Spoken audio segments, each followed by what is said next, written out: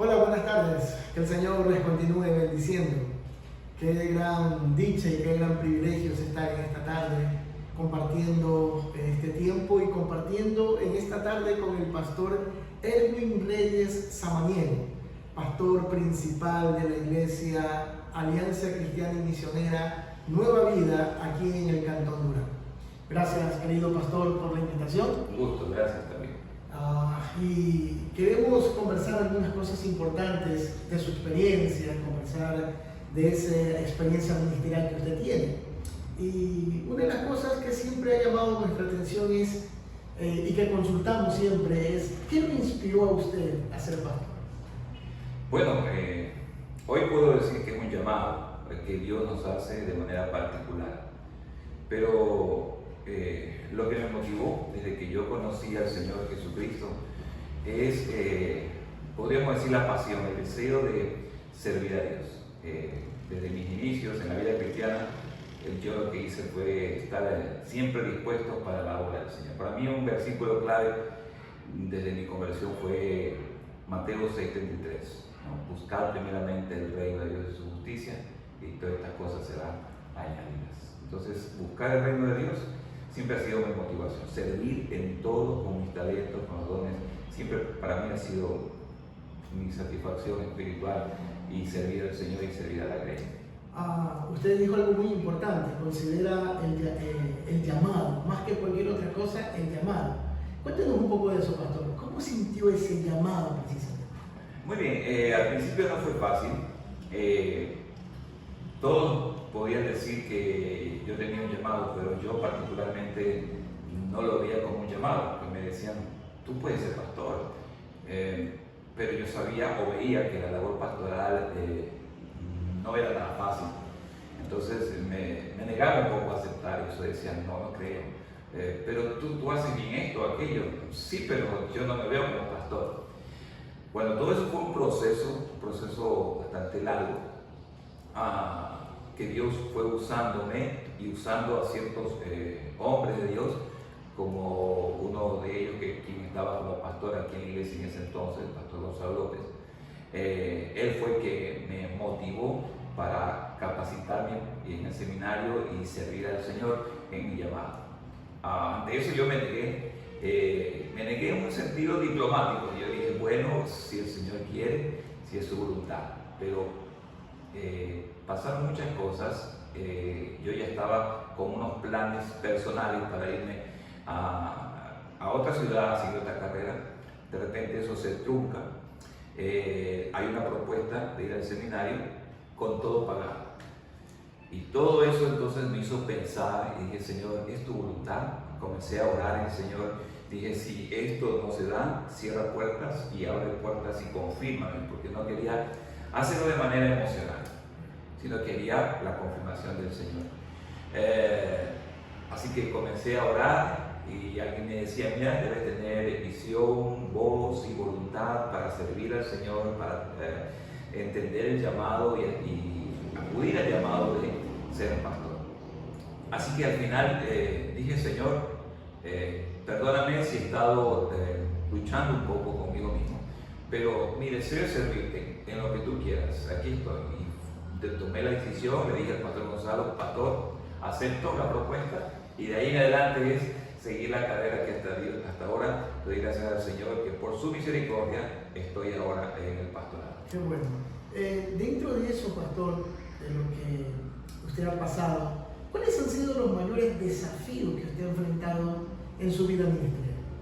Bueno, han sido muchos. Desde el mismo principio del pastorado, la iglesia ha pasado un momento bastante difícil, anímicamente, espiritualmente. Entonces me tocó tomar una iglesia en un estado bastante fuerte, pero el Señor me dio su gracia para poder sacar adelante esa iglesia, aunque, bueno, de manera muy específica te puedo decir que para mí fue difícil porque yo ya era miembro de esta iglesia, yo crecí en esta iglesia, conocí a Cristo en esta iglesia, y sabrás que muchos de mis contemporáneos me veían como el joven. Entonces, pero Dios me fue dando su gracia, su sabiduría, y tomé en serio y le dije, Señor, si tú me has puesto aquí y tú estás conmigo, yo estoy seguro que esta es una obra tuya que saldrá adelante, no por mis méritos, sino porque tú me estarás guiando y ayudando. Y si no, Señor, sácame de aquí porque yo quiero estar donde tú quieres que yo esté. O sea, uno de los primeros desafíos, pastor, que usted enfrentó fue la juventud, por así decirlo.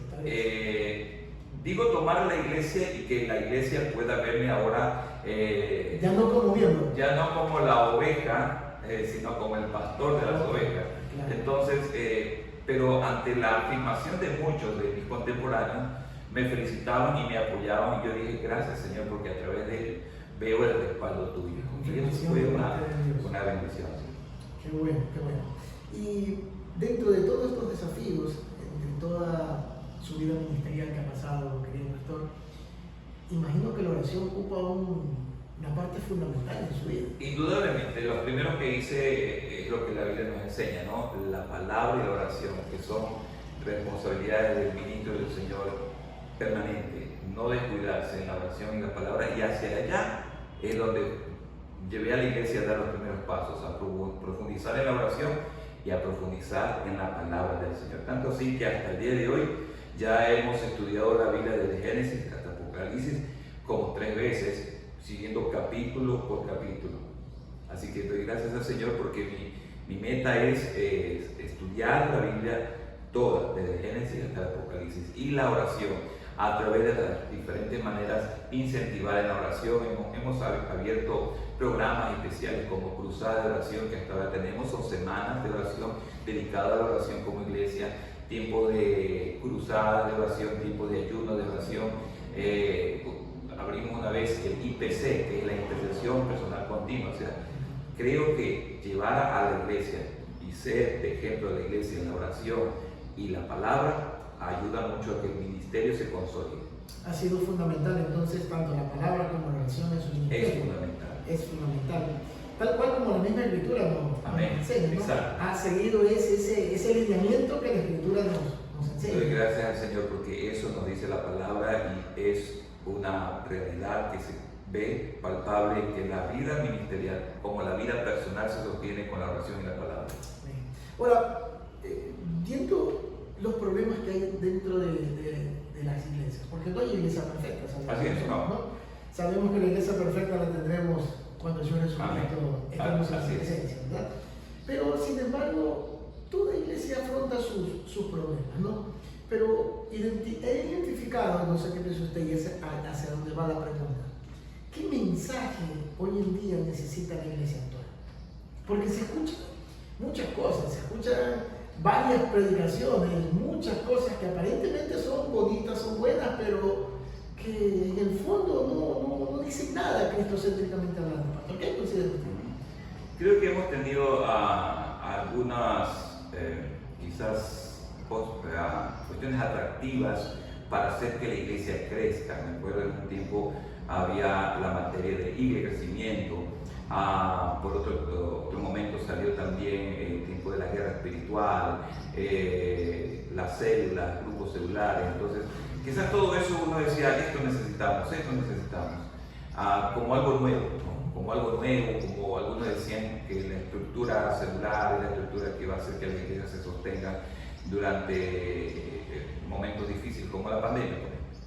Entonces la pandemia dejó entrever que muchas iglesias se cerraron, se bajaron su membresía y se dieron cuenta que siendo iglesias grandes, siendo iglesias con buenos programas, cayeron.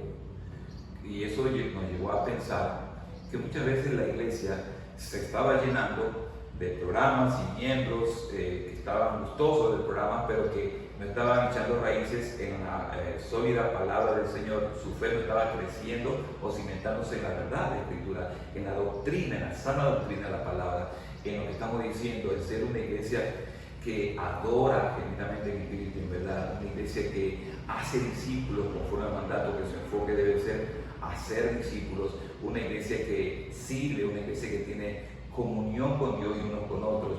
Entonces eso nos hace revisar nuevamente, como la Biblia dice, las sendas antiguas, no descuidarnos de lo que es sencillo, práctico, pero que funciona siempre, porque tiene principio en la palabra del Señor. Y no dejarnos llevar por formas, que no cuestiono ninguna forma, porque cada iglesia puede tener su forma ministerialmente hablando. La Biblia dice que hay muchos ministerios, pero lo de fondo es lo que el Señor ha puesto en su palabra y por su Espíritu Santo a través de la oración y la palabra aplicada a nuestro contexto, a lo que estamos viendo o viviendo en nuestro contexto. Me ha hecho recordar algo y pensaba mientras te estaba contestando, pensaba en la iglesia primitiva. La iglesia primitiva no nos deja, el libro de los Hechos nos deja el modelo en el cual nosotros podemos como iglesia ir avanzando. Y a veces es verdad que nos llenamos de tantos programas, de tantas cosas que son buenas, pero el fondo de las cosas es lo importante. Y usted ha mencionado algo importante, las sendas antiguas.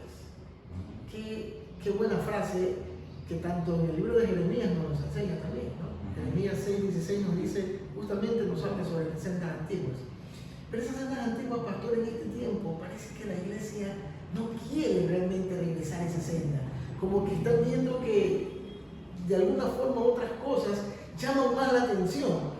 ¿Cómo eso ha afectado en su ministerio y cómo usted recomienda, qué consejo daría para poder realmente volver a esa senda? Sin duda,